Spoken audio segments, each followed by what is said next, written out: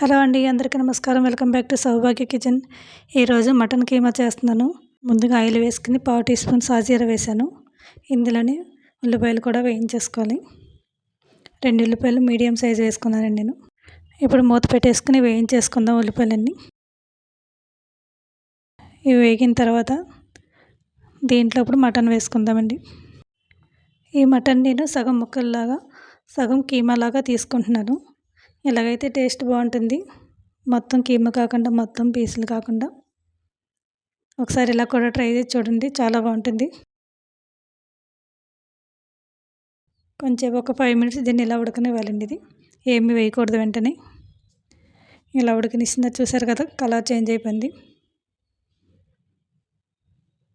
ఇలా ఉడికిన తర్వాత అల్లం వెల్లుల్లి పేస్ట్ 1.5 స్పూన్ వేస్తున్నాను నేను.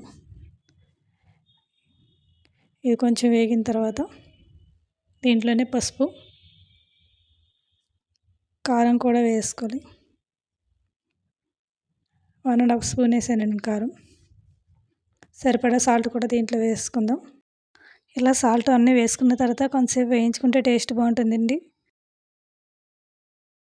మూత కూడా పెట్టేద్దాం ఒకసారి. ఒక 5 మినిట్స్ తర్వాత మూత తీస్తే కొంచెం వేగుతుంది కదా, దీంట్లోని మనం సరిపడా వాటర్ కూడా వేసుకుని ఉడికించుకోవాలి. మసాలాలు ఇప్పుడు వేయట్లేదు ఇంకా, కొంచెం ఉడికిన తర్వాత అప్పుడు వేసుకుంటే టేస్ట్ బాగుంటుంది. అందుకే ఇప్పుడు మసాలా వేయట్లేదు నేను. ఒక 5 మినిట్స్ ఉడకనిద్దాం. వాటర్ వేసిన తర్వాత మూత పెట్టేద్దాం. ఇప్పుడైతే ఇది ఒక 10 మినిట్స్ ఉడికించానండి నేనైతే. ఇంకా ఉడకాలండి ఇదైతే. ఇప్పుడైతే ప్రస్తుతానికి మనం మసాలాలు వేసుకుందాం. ఈ టైంలో ధనియాల పొడి 1 స్పూన్ వేసాను. 1/2 టీ స్పూన్ జీలకర్ర పొడి, 1 స్పూన్ ఏమో మటన్ మసాలా కూడా వేస్తున్నాను. అంతేనండి, ఇంకేం మసాలాలు దీంట్లో లేవు. ఇంకా ఇవి వేసుకుని కలిపేసి ఇంకొక 10 మినిట్స్ అయినా ఉడికించాలండి. ఇది కీమా కాబట్టి త్వరగానే ఉడికిపోతుంది. మనకు మటన్ అయితే ఇంకా ఎక్కువ టైం పడుతుంది కాబట్టి ఒక 10 మినిట్స్ ఉడికిస్తే దగ్గరికి వచ్చిన తర్వాత దించేసుకోవడమే.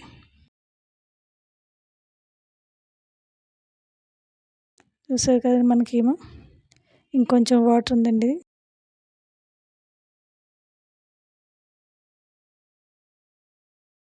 ఇప్పుడైతే పూర్తిగా ఉడికిపోయింది. స్టవ్ ఆఫ్ చేసుకుందామండి. ఇలా దించేసుకుంటే సరిపోతుంది. చల్లారంతా చిక్కబడుతుంది కాబట్టి.